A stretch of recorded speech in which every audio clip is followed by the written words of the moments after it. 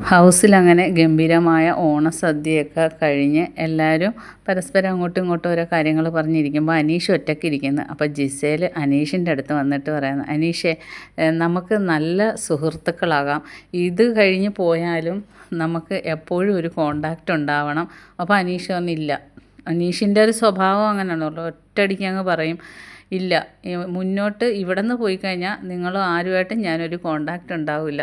അപ്പം ജെസ്സിൽ പറയുന്നത്, ഞാൻ വീട്ടിൽ വരും, വേണ്ട എൻ്റെ വീട്ടിൽ ആരും വരണ്ട. അപ്പം മുൻപും എല്ലാവരും കണ്ടസ്റ്റൻസ് ഒക്കെ പറഞ്ഞിട്ടുണ്ട് അനീഷിൻ്റെ വീട്ടിൽ ഞങ്ങൾ വരുമെന്ന് പറഞ്ഞപ്പോൾ എൻ്റെ സ്ഥലത്തോട്ടേ വരരുത്, വീട്ടിലേ കയറ്റത്തില്ല എന്ന് പറഞ്ഞ് കഴിഞ്ഞ ദിവസം അനിമോള് പറഞ്ഞ് എൻ്റെ കല്യാണത്തിന് വരണമെന്ന് പറഞ്ഞപ്പോഴും വരുത്തില്ല എന്നാണ് പറഞ്ഞത്. അപ്പോൾ എല്ലാവരും പറഞ്ഞ് തമാശയ്ക്ക് അനീഷിൻ്റെ വീട്ടിൽ വെച്ച് കല്യാണം നടത്താമെന്ന്.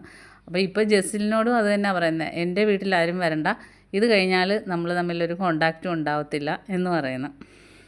ഇപ്പം ജെസ്സിൽ ചോദിക്കുന്ന എന്താ അത്, അമ്മ വഴക്ക് പറയുമോ, മോഡലായ ഒരു ഞാനുമായിട്ട് ഇങ്ങനെ കൂട്ടുകൂടുന്നതിന് അമ്മ വഴക്ക് പറയുമോ എന്ന് ചോദിച്ചപ്പോൾ ആരും വഴക്ക് പറയത്തില്ല, പിന്നെ നിന്നോട് മാത്രമല്ല ഈ വീട്ടിൽ ആരോടും ഞാനൊരു സഹകരണത്തിന് ഇനിയില്ല, എല്ലാവരോടും ഉള്ള സ്നേഹം എൻ്റെ മനസ്സിലുണ്ടാവും, അത് സഹകരിച്ച് കഴിഞ്ഞാൽ അത് വേറെ പ്രശ്നങ്ങളുണ്ടാവും, അതുകൊണ്ട് ഇവിടം കഴിഞ്ഞാൽ തീർന്ന് എല്ലാവരുമായിട്ടുള്ള ബന്ധം എന്ന് പറയുന്നത്. അപ്പം ജെസ്സിൽ പറയുന്നത്, എന്തൊക്കെ പറഞ്ഞാലും ഞാൻ വീട്ടിൽ വരും എന്ന് പറയുന്നത്. ജെസ്സിലിനറിയാം ഭയങ്കര ദേഷ്യം പ്രകടിപ്പിക്കുന്നതിലും ആ ഉള്ളിൽ എല്ലാവരോടും നല്ല സ്നേഹമുണ്ട് എന്നറിയാം. അതാണ് ജെസ്സിൽ താങ്ങി അങ്ങോട്ട് ചെല്ലുന്നത്. ഇനിയുള്ള ദിവസവും ആ സൗഹൃദം മുന്നോട്ട് പോകാനായിട്ട് ജെസ്സിൽ ശ്രമിക്കുമെന്നാണ് തോന്നുന്നത്. ബാക്കി അപ്ഡേറ്റുമായിട്ട് വീണ്ടും കാണാം.